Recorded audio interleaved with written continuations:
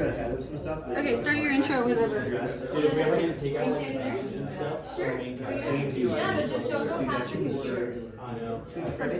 Okay, hi. Give it up for Brittney!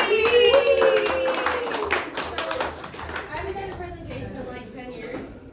So we're gonna take this back to middle school where we used to get candy back in the day when we used to be able to give out candy to middle school kids. So I hope you like sour swimmers. Everyone that I've hiked on the trail with has heard me use this condom. It's pretty bad, but it helps me remember what CNO this is, and I hope it helps you because there's no actual photos of CNO this in this presentation, but still not live. Anyway, that can be a question for the end.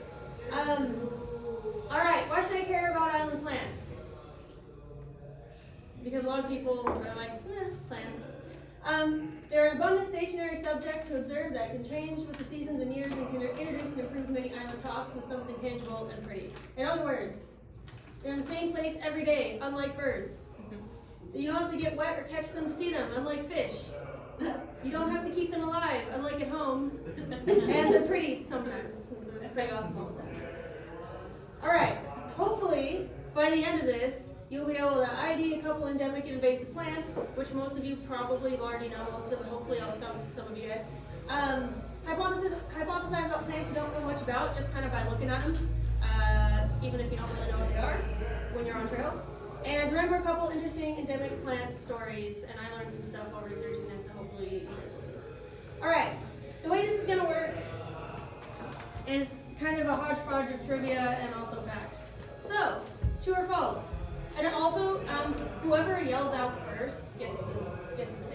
I'm not doing a show of hands. Okay. It's too hard. It's just yell it out, and hopefully I'll hear you first. All right. Giant coreopsis are only found on the Channel Islands. False. We'll do this. We'll try it next. Okay. Give it to someone. No. I think I heard someone in the back. Someone in the back. I thought it was a fee. I thought it was a higher pitched voice, but that's Holly. Oh, it was Holly. Okay, that's what it was. Okay, which island is this plant found on? And capital. Santa Rosa. Who said Santa Rosa? Guys. Are you kidding? I mean, there's only 5. I guess there's so, the name of this, it's only found on Santa Rosa and also Baja, apparently, and some weird spots, but it's Santa Rosa Island sage. Oh. And the only place it's found is Santa Rosa Island. There is some other normal black sage. It's related to the mainland black sage, but it's kind of like purpley color. You can see it on Cherry Canyon. Anyway, you can't, but you get some anyway. All right, for organizing it. All right, so you can use plants to introduce human impact on the island. So ranching and restoration, right? What is this? Fennel. Yours is loud. Yeah, let's go. Exactly. Fennel. Where did the fennel invasion begin on Santa Cruz Island? Chinese Harbor. Location of Main Ranch. Central Valley. Oh. Holly, do you like these? No. Oh, she doesn't? That's great. Robin praise. Somebody grab it. Okay.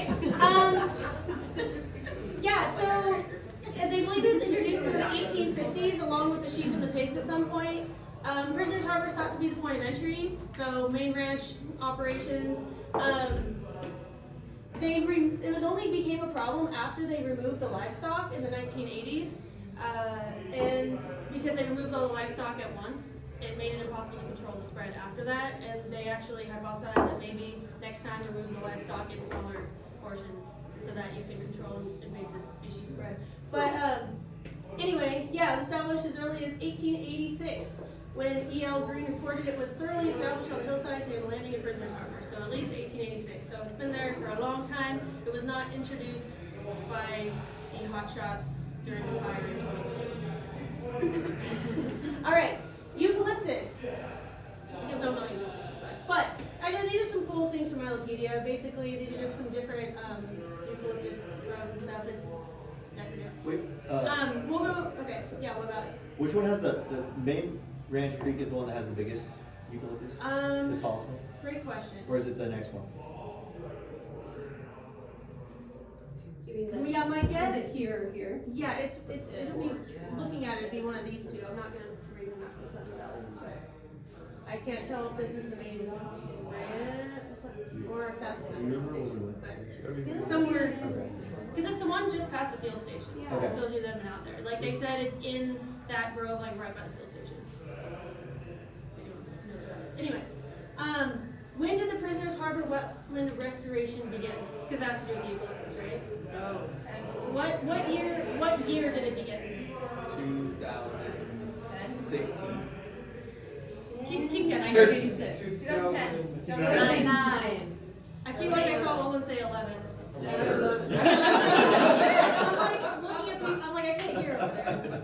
Let's see. He'll take Do it. it, launch! He'll take it. 2011. Tilly's gonna get anything. If it's not you, just catch it. Here we go. Just pass it down to Olin. Everyone touch it. Prisoners Harbor wetland restoration began in 2011. So, when I first started guiding, I didn't realize that it was so recent.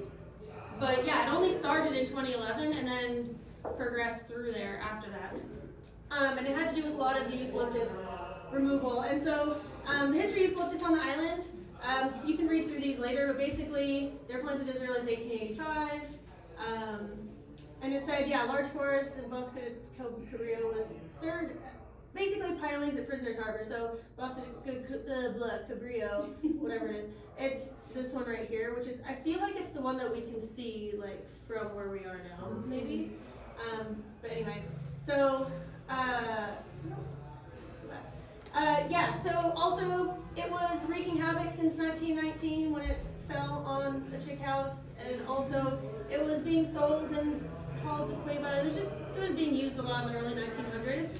And so if you go kind of California as a whole, at the same time, in 1888, it was kind of being used to replace pilings at Stearns Wharf because it was cheaper and lasted about the same length of time.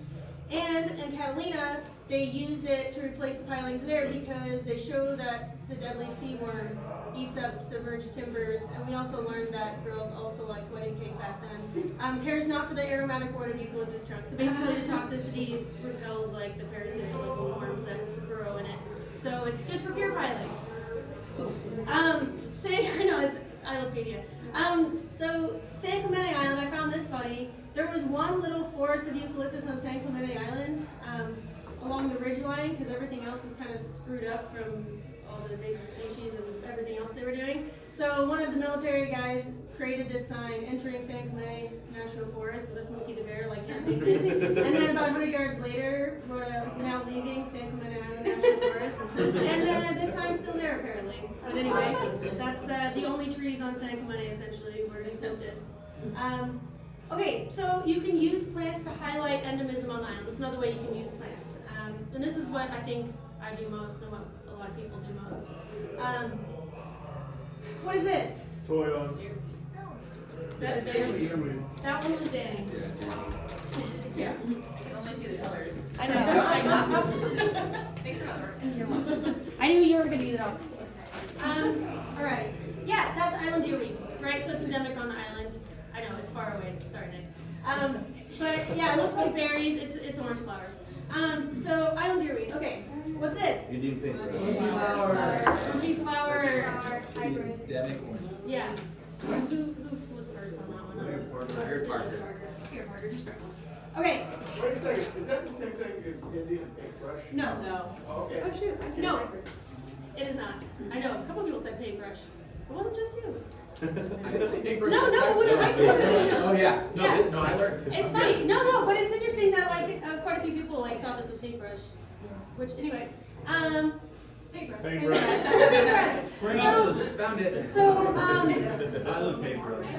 yeah. So this one is soft-leafed paintbrush, which is only found on which island? Rose. Rosa.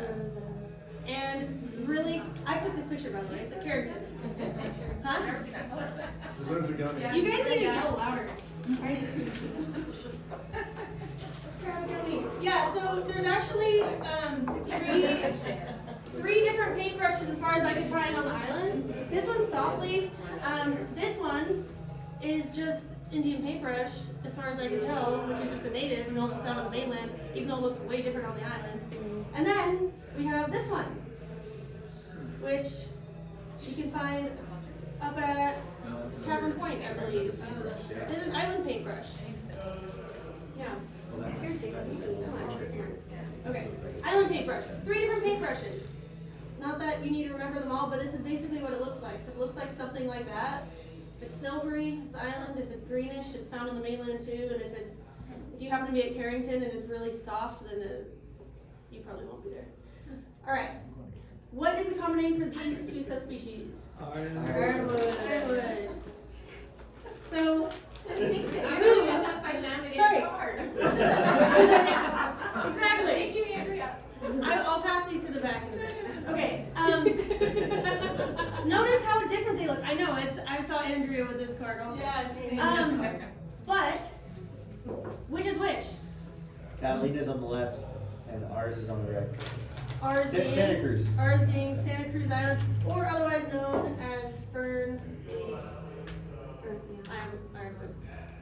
Now I've been telling people that Santa Cruz Island Ironwood may only be found on Santa Cruz Island, and that is false. So where are these? What's the distribution of these 2? What do you think? Rosa and Santa Cruz. Clemente? Yeah. So first of all, Catalina. Where's Catalina Ironwood? Where do you think of? Nick and Clemente. So, yeah, so this one's just Catalina. Catalina Ironwood is just Catalina, which is interesting because you think it would be on the southern ones. This one, Santa Cruz Island Ironwood, is found on Cruz, Rosa, and Clemente. Yeah. Yeah. It's interesting. And some stuff about the ironwoods. Basically, what this is saying is it grows from 100 to 1,500 feet. When I was following Steve Junak, he said basically the fog layers, like underneath the fog, north-facing slopes. Apparently, it grows 24 inches a year. That's insane. That's like hell. And then, so anyway, they found it in 1895 as like a new organism through. Yeah, basically they found it on Santa Rosa. This is just basically saying, this is all from my Wikipedia, from the courtesy of Mr. Smith. And then, yeah, it was named as the official tree of Santa Barbara County in 1935. So that was pretty cool. I don't know if it still is, but it's cool stuff.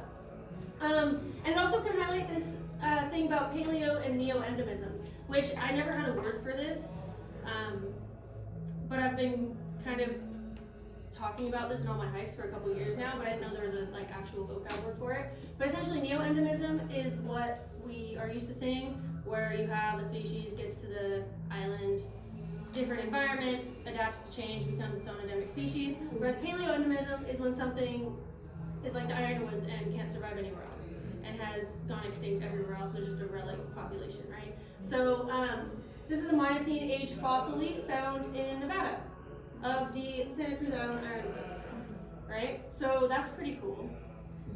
Thought that was sick. And that can lead you into using plants to highlight geology or island formation, right? So Miocene, what was happening during the Miocene? I could have deep dove on this for like an hour, which I did, but basically Miocene is 23 to 5.3 million years ago, which if we remember correctly, that is the time in which the island was formed, right? So Channel Islands were formed. Well, what else was going on at that time, right? Continents were similar than they are today, so their Pangea was done. It looks very similar. The Sierras and the Cascades formed, so that was happening. Antarctica became isolated. Diatoms were the most abundant marine organism, so diatomite, or what else is that called? Diatomaceous earth, is the most common marine sediment, right? They actually used it to date a lot of things. And also kelp forests and sea otters appeared. So all of this was happening during this same time that the islands were forming. And when the ironwoods were thriving on the mainland, when it was a more damp environment, Nevada, Death Valley, all those things. And then, yeah, diatomaceous earth was all over the island, and that's kind of what was going on at that time. So anyway, you can use ironwoods to start talking about that kind of stuff. So, brings us to, moving on, how to talk about plants when you know nothing about plants. Because I go on hikes with a lot of people, and everyone has to be like, when I'm following people, everyone's like, oh, I'm sorry, I don't know much about plants, or oh, I'm just practicing plants, I don't know where, and I'm like, you don't have to know that many of them. You just have to be able to talk about them, you know? Like, I don't care if you know all the names for everything. but talk about them or use them to introduce something else because they're there, they're easy to look at, and they can be used for a lot of different purposes. So, if you don't know anything about plants, use your senses. Okay, first of all, observe it closely. Do you see adaptations for a dry environment, like big leaves to collect fog, or is it on a north-facing slope, or maybe it has a reflective surface, like maybe it's silver, like many of the island plants are, because it reflects sunlight and heat. Does it lack defenses, like should it smell and then it doesn't, or does it have like spines or no spines, or that sort of thing? Like a lot of things are missing spines out there. Have you noticed any changes? Were you on this hike a month ago and didn't see that thing that you're seeing now? Point it out, even if you don't really know what it is. You can always be like, hey, I'm gonna look this up. Let's talk about it on the boat later.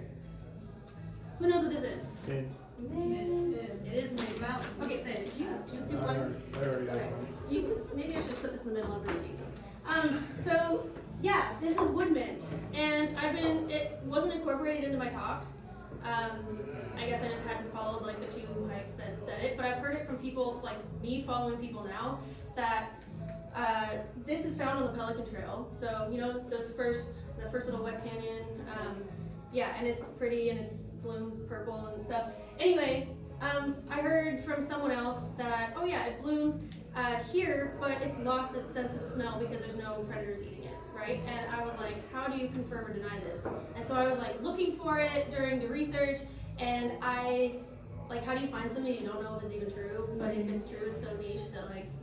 Anyway, I happened to come across it, and yes, in fact, it has lost most of its chemical defenses on the Northern Channel Islands, and there's no ongoing study at UC Davis about that. So it is in fact a true thing that I realized as I was walking around the Santa Barbara Botanic Garden with Luke's mom the other day, that I was like, ooh, we have this on the island, and I smelled it and I'm like, that's mint. Like, I've smelled this one so many times, and it's just, it doesn't smell like anything.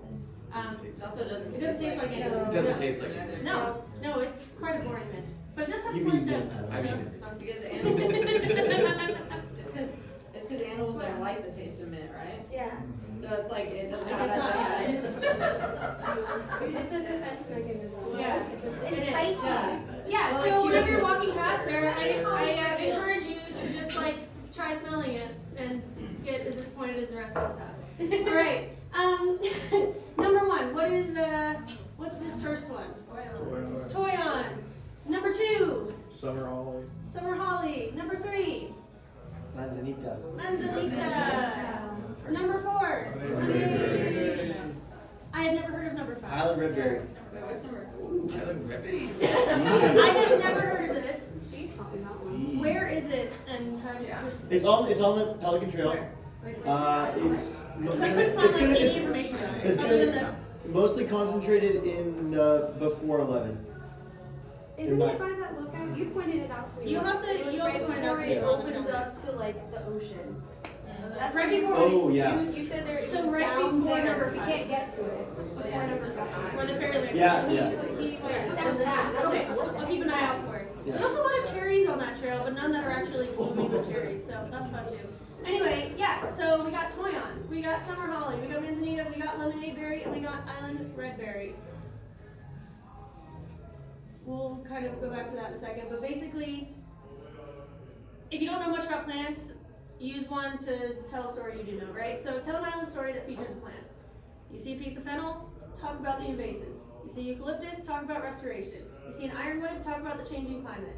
If you see oaks or acorns, you can talk about scrub jay seed dispersal. Apparently scrub jays rely primarily on acorns in the fall, so that's cool.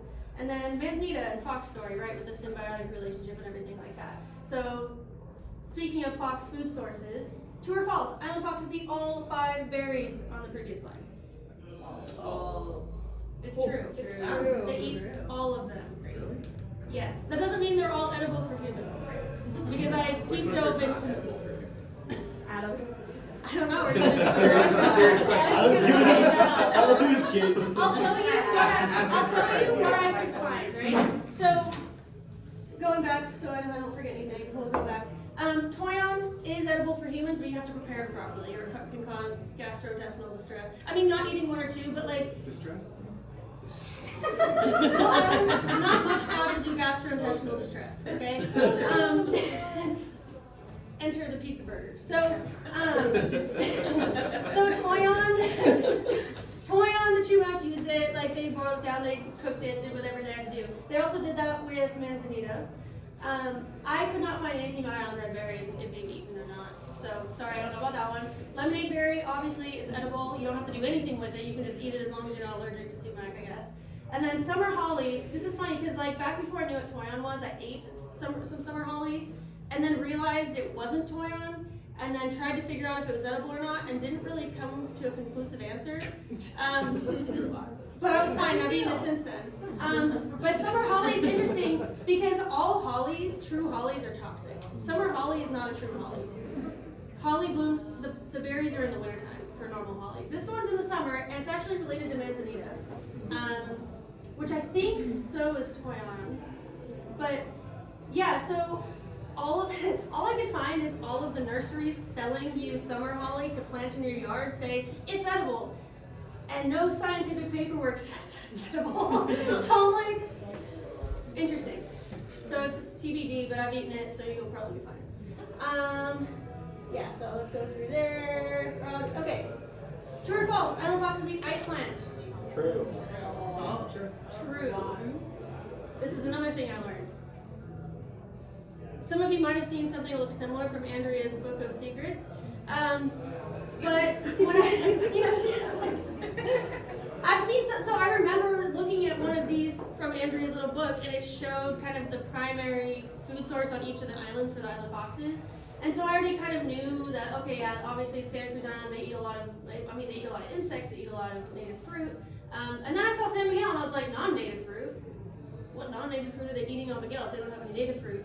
And the main answer was ice plant in this study. And I was like, huh, interesting. I didn't even realize it was edible. But apparently it is. I'm not sure what else they have. I didn't recognize the other names of the plants. But anyway, so I just thought this was really interesting.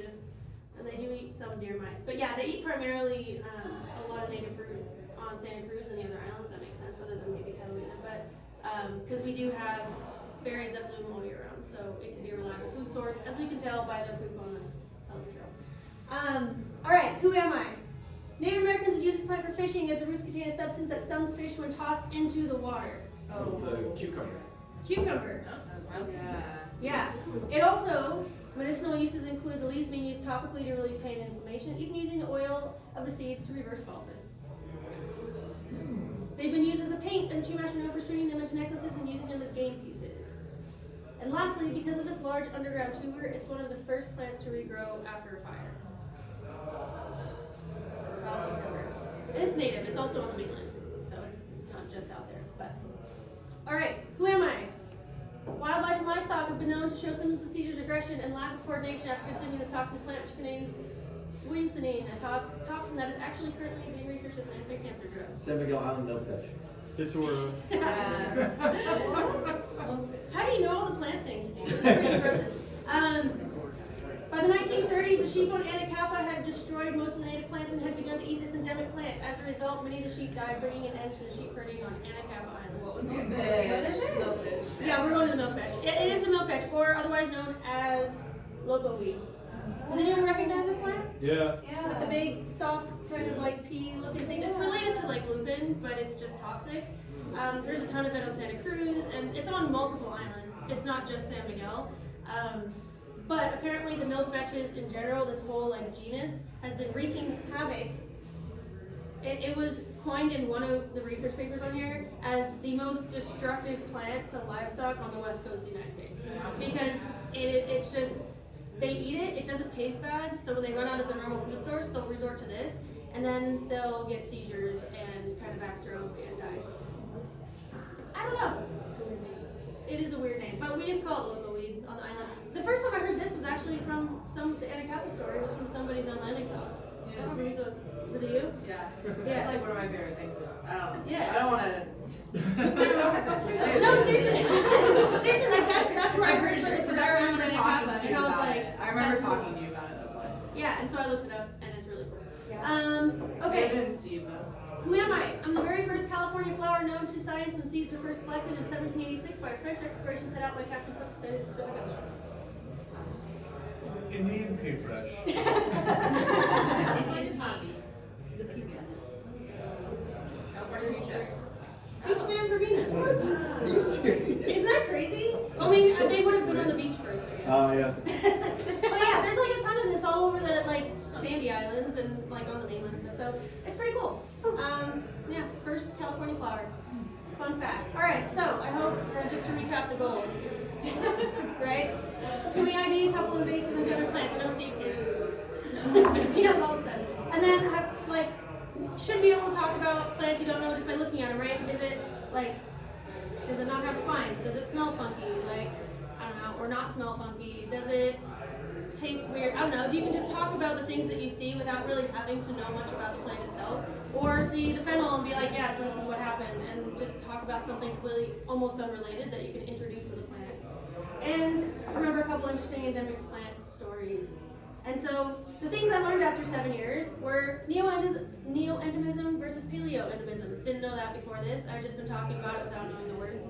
Santa Cruz Islands are found on 3 islands. I've been lying to people for 6 years. Secondary woodiness. I didn't include this in the presentation, but look it up. It leads to island gigantism. Foxes eat ice plant. I didn't know that. Summer holly isn't a true holly and is related to manzanita. We only have one true holly, which is Hey.